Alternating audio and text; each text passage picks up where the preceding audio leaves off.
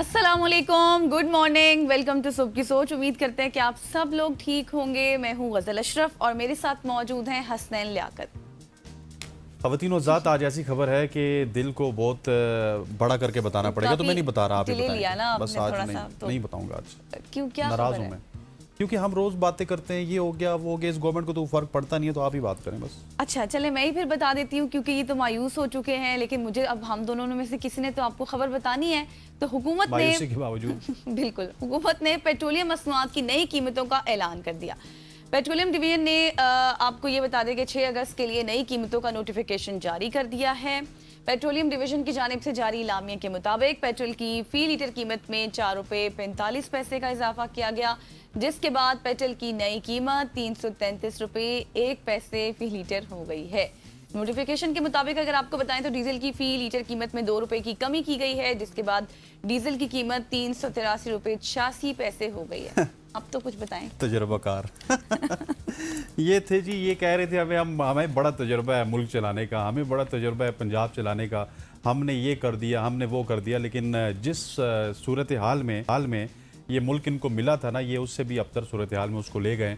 और महंगाई का एक तूफ़ान है, पेट्रोल का एक तूफ़ान है, और आप देख लीजिए कि इनको आवाम से कितनी हमदर्दी है कि इस दौर में भी जहाँ पे लोगों के पास खाने के लिए रुपए नहीं हैं, पैसे नहीं हैं, कुछ चीज़ें नहीं हैं, कुछ भी उनको मुयस्सर नहीं है, सब्जियाँ फ्रूट महंगे हो चुके हैं, वहाँ पे आप देखिए कि एक पेट्रोल की कमोडिटी है जिसको हर शख्स यूज़ करता है, और उससे ये हुकूमत एक किस्म का बत्ते के तौर पे यूज़ कर रही है। और ऊपर से FBR के पिछले दिनों चेयरमैन को सुन रहा था, वो कहा कि अगर हम ये बिजली के बिल में भी कमी करेंगे, वहाँ से भी टैक्सेस की कमी करेंगे, तो हमें किसी और सेक्टर से पूरा करना पड़ेगा। सो ये अपने सॉफ्ट टारगेट्स को ढूंढते रहती है। ये गवर्नमेंट भी, इनके जितने भी एहलकार हैं, ये FBR के जो चेयरमैन है वो भी इन्हीं के लगाए हुए हैं। और आप देख लीजिए कि 335 रुपये पेट्रोल में अभी भी 120 रुपये टैक्सेस हैं, मतलब 200 रुपये की चीज़ हम मजबूरन 320 रुपये में, इस 335 रुपये में इस मुमलिकत खुदादाद में खरीद रहे हैं। और ये हमारे नसीब में, अब इनको ही हम क्या रो ही सकते हैं और कुछ कर नहीं सकते। इसीलिए तो ये मायूस हो गए थे, तो फिर मैंने सोचा कि अब मायूसी तजर्बाकार लोग हैं, तजर्बाकार हुकूमत है, एक्सपीरियंस है इनके पास, इनको मुल्क चलाना आता था।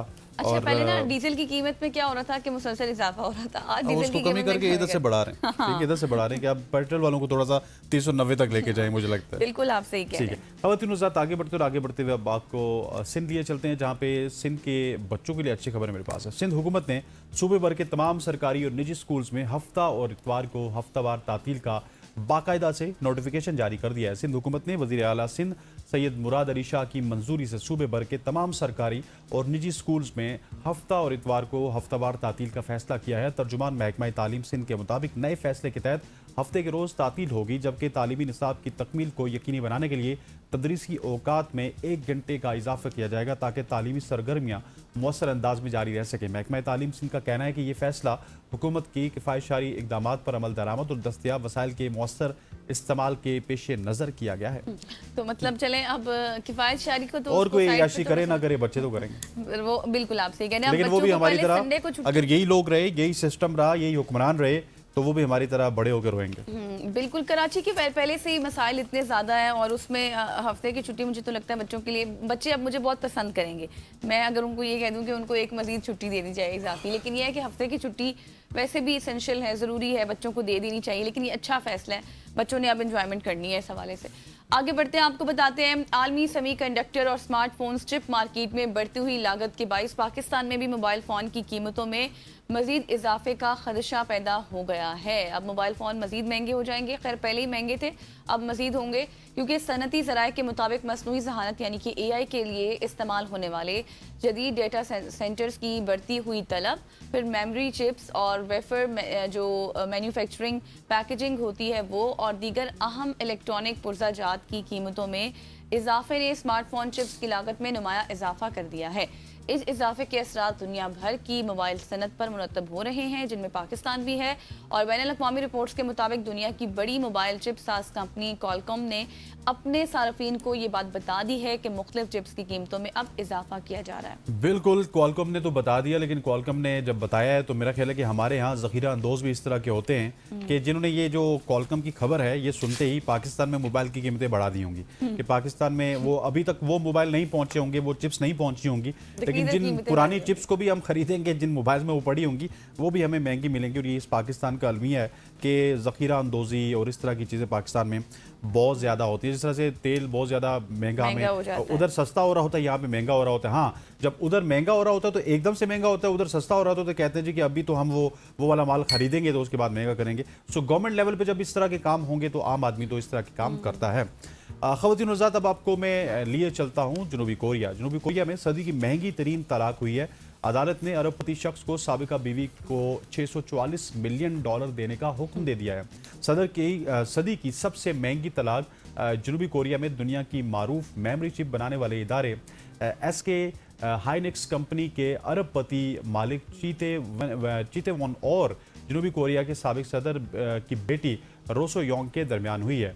गैर मुल्की मीडिया रिपोर्ट्स के मुताबिक जनूबी कोरिया की सुप्रीम कोर्ट ने अरबपति कारोबारी शख्सियत चीते वॉन की अपील पर फैसला सुनाते हुए तलाक के तस्वीर की रकम कम करके $644 मिलियन मुकर्रर कर दी। इससे कबल सियोल हाई कोर्ट ने 2024 में इन्हें अपनी साबका अहलिया को $940 मिलियन अदा करने का हुक्म दिया था, जिसके खिलाफ उन्होंने सुप्रीम कोर्ट से रुजू किया था। अदालत ने अपने फैसले में कहा कि रोसो योंग को जोड़े के मुश्तरका अज़दवाजी असासों के तकरीबन 1/3 के बराबर नकद रकम देनी होगी। और मकामी मीडिया ने इस फैसले को गुज़श्ता 100 बरस की सबसे महंगी तलाक करार दे दिया। ताहम कानूनी माहिरीन के मुताबिक ये फैसला अभी हतमी नहीं है, क्योंकि दोनों फरीकैन को दोबारा से सुप्रीम कोर्ट से रुजू करने का इख्तियार है। और चीते वॉन 1988 में अगर उनका बताया जाए तो उन्होंने रोसो योंग से शादी की थी। रोसो योंग जनूबी कोरिया के साबिक सदर रोते वो की बेटी हैं। दोनों के दरमियान इख्तलाफात के बाद चीते वॉन ने 2017 में सालिसी की कोशिश नाकाम होने पर अदालत में तलाक की दरख्वास्त दायर की थी। और ये मुकदमा 2022 से मुख्तलिफ अदालतों में जेर समाअत रहा है। तो ये सबसे महंगी तलाक इस तरह से साबित हो रही है, लेकिन अभी भी उनके पास अपील का हक है। दोनों के पास सुप्रीम कोर्ट की, जिस तरह सनैन ने बात की। आप देखते हैं कि अगर वो सुप्रीम कोर्ट का रुख करते हैं तो फिर उसके बाद क्या खबर सामने आती है। रुक हुआ एक दफा फिर, हाँ, एक दफा फिर उनको तंग करेंगे। आगे बढ़ते हैं और आपको बताते हैं कि आलमी शोहरत याफ्ता रेसलर और वर्ल्ड रेसलिंग एंटरटेनमेंट WWE के लेजेंड ब्रॉक लेसनर ने 26 साला शानदार करियर का इख्तिताम पर रिटायरमेंट का बाकायदा ऐलान कर दिया है। मुतादिद बार आलमी चैंपियन रहने वाले लेसनर ने ये ऐलान WWE के साल के दूसरे बड़े इवेंट समर स्लैम में अपने आखिरी मुकाबले के बाद किया।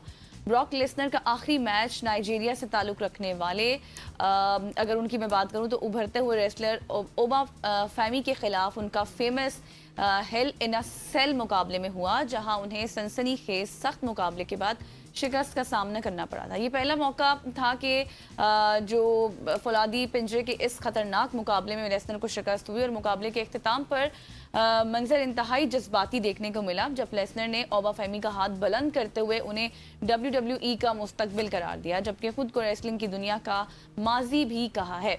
इस मौका पर उन्होंने मद्दाहों से खिताब करते हुए साथ साथ ये भी कहा कि अपने तवील करियर पर इजहार तशक्कुर करता हूँ, जबकि ओबा फैमी भी अपने जज्बात पर काबू ना रख सके और वो भी आपदीदा हो गए।